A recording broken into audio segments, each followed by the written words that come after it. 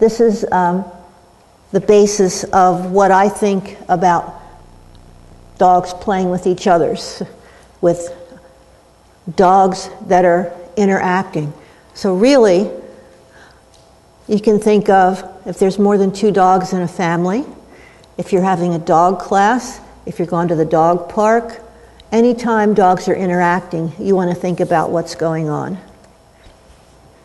The agenda of what we're going to talk about in this order will be shouts and whispers. By shouts, I mean great big displays that are obvious, bold type, capital letters, and then the whispers, the more subtle communication, often given as precursors before the shouts occur. We're going to look at dog-to-dog interactions on video and with diagrams and pictures.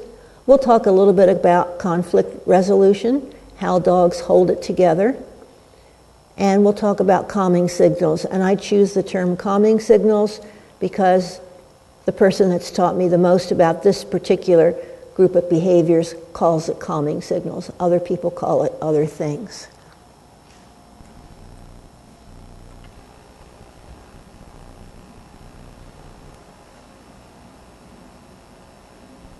Look at his eyes.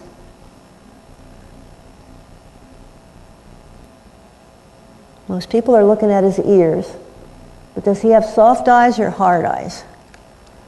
He's pretty hard, staring eyes.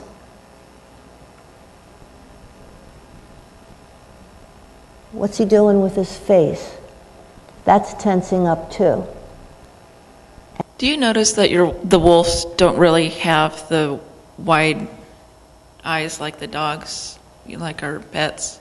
It seems like they always have eyes that are like they're in control in a way, versus the normal pets have.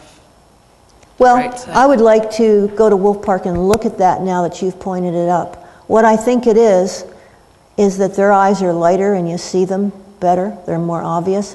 It's when you walk down a street and there's a Weimaraner coming at you, do you say, oh, look at those eyes? If it's a German Shepherd who has, for the most part, dark eyes, you're not noticing the eyes as much. That's my guess of what you're seeing. You're seeing a lighter pigment. I just, interestingly enough, while you guys were all talking about that, all I could think about was the difference in the tightness of the eyes in the dogs, and how certain breeds have such tight eyes. And I couldn't think of anything other than domesticated dogs that had looser, larger eyes. And I was wondering if possibly that was humans liking a softer eye, thinking that the larger pupil and the larger eye meant a more a different kind of relationship, because we're not used to looking at animals with a domesticated animal with a tight eye like that. Because the wolves have tight eyes, and the Akita that you showed, very tight eye.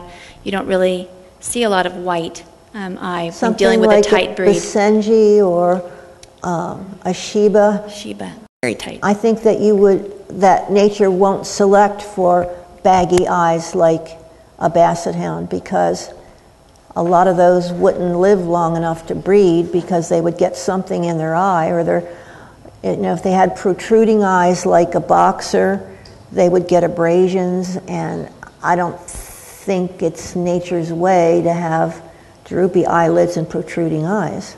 In play, we do role reversal. You'll see that somebody's on the top, somebody's on the bottom. Well, I can't figure out who's in charge. It's because role reversal, I think, is an important part of play. It seems like it's an important part because they're doing it all the time. Is that a play bow? What is a play bow?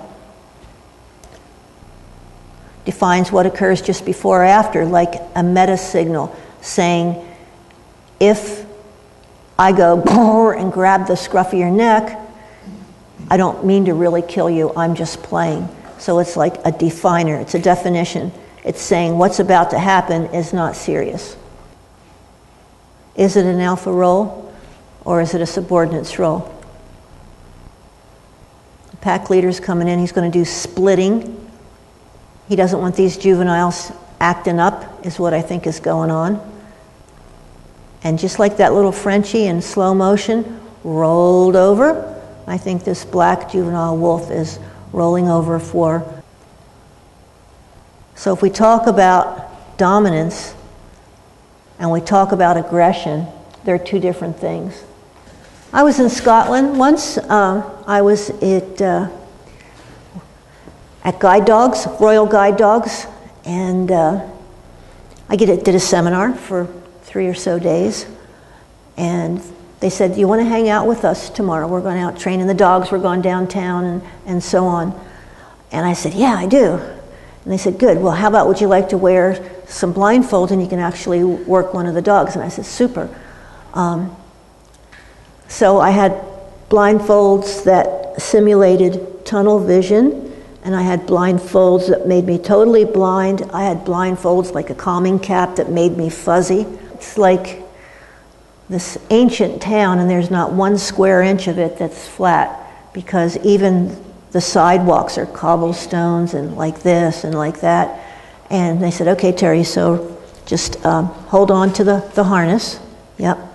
And we've got you. I'm right with you. And you just follow the dog. Okay, just go with the dog." So I'm going with the dog, but I want the dog back here in heel position, and I'm inhibiting the dog, and she's like, "Terry, relax. Relax your hand. Relax your hand on the handle. You're making your dog tense." "Terry, is your hand relaxed?" "Yeah, look. What about your other hand?" I said, oh, I'm sorry. So I'm kind of nervous because I tripped and I didn't want to step on the dog and all of that. So finally, the very nice young lady said, let's take a little break for the sake of the dog, I'm sure. She said, "Okay, let's take the harness off. Let's just have a little break." She said, "I want you to pet the dog backwards." I said, "Oh." So she wanted me, this is in the 80s, she wanted me to do this. She wanted to show me something. She wanted me to do that so that the dog would shake, because she said that'll calm the dog down. Now, I don't know if it was that one dog, but when I went home, I started petting lots of dogs backwards to see if the ruffling of the coat would produce a shake. And with some dogs it did, and with some dogs it didn't. I just think that's interesting.